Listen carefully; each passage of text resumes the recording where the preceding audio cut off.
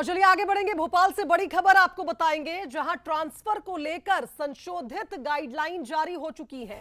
प्रदेश सरकार ने नई गाइडलाइंस या ये कहें संशोधित गाइडलाइंस को मंजूरी दी है, जिसके चलते विभागीय मंत्री के अनुमोदन से ट्रांसफर होंगे। पहली, दूसरी और तीसरी श्रेणी के ट्रांसफर अब मंत्री कर सकेंगे।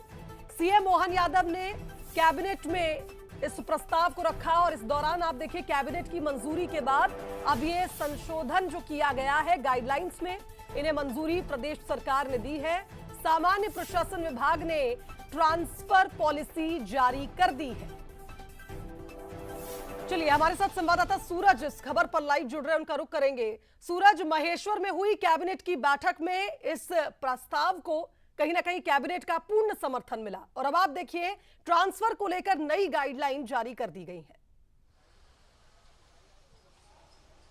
देखिए, बिल्कुल लंबे समय से ट्रांसफर प्रतिबंध था, लेकिन कई लोग परेशान हो रहे थे। इसको लेकर सरकार ने एक रास्ता निकाला था कि कैसे जो अति गंभीर बीमारियों के चलते लोग ट्रांसफर चाहते हैं या बाकी तमाम ऐसे पारिवारिक कारण जिनके चलते कहीं ना कहीं उन्हें परेशानी हो रही है, उसको लेकर एक संशोधन पॉलिसी सरकार ने जारी की है। और मैसूर में हाल ही में जो कैबिनेट हुई थी उस पर इस बात में चर्चा भी हुई थी कि अब जो स्थानांतरण है वो खासतौर से जो विभागीय मंत्री हैं उनके अनुमोदन पर हो सकते हैं, जबकि इसके पहले तमाम जो बीमारी के कारण हो या बाकी पारिवारिक ऐसे महत्वपूर्ण कारण जिनके चलते कहीं ना कहीं लोग परेशान होते नजर आ रहे थे, वो मुख्यमंत्री समन्वय यानी कि सीएम कोऑर्डिनेशन में तमाम जो ट्रांसफर के जो केस हैं वो जाते थे। लेकिन सरकार ने अब उसमें जो कंडिका 9 है उसमें बदलाव किया है, संशोधन किया है।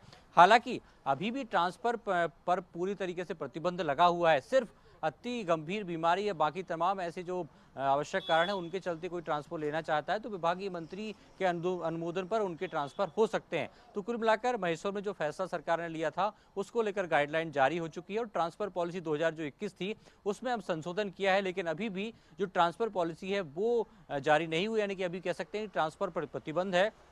लेकिन पारिवारिक कारण, अति बीमारी के कारण जो ट्रांसफर लेना चाहते हैं उनको लेकर सरकार ने नई गाइडलाइन जारी की। यानी कुल मिलाकर ये कहा जाए अपडेट हो चुका है इस पूरे मामले में और आप देखिए पॉलिसी अपडेट जरूर हो गई है लेकिन लागू नहीं हुई है और कुछ लोगों को प्रायोरिटाइज किया गया है। जैसा आप जिक्र कर रहे थे, अगर किसी बीमारी के चलते या किसी और स्थिति के चलते ट्रांसफर होने चाहिए तो वो होंगे और मंत्रियों को एक विशेष प्रावधान इसमें दिया गया। फिलहाल बहुत शुक्रिया आपका तमाम बातचीत के लिए। आगे बढ़ेंगे।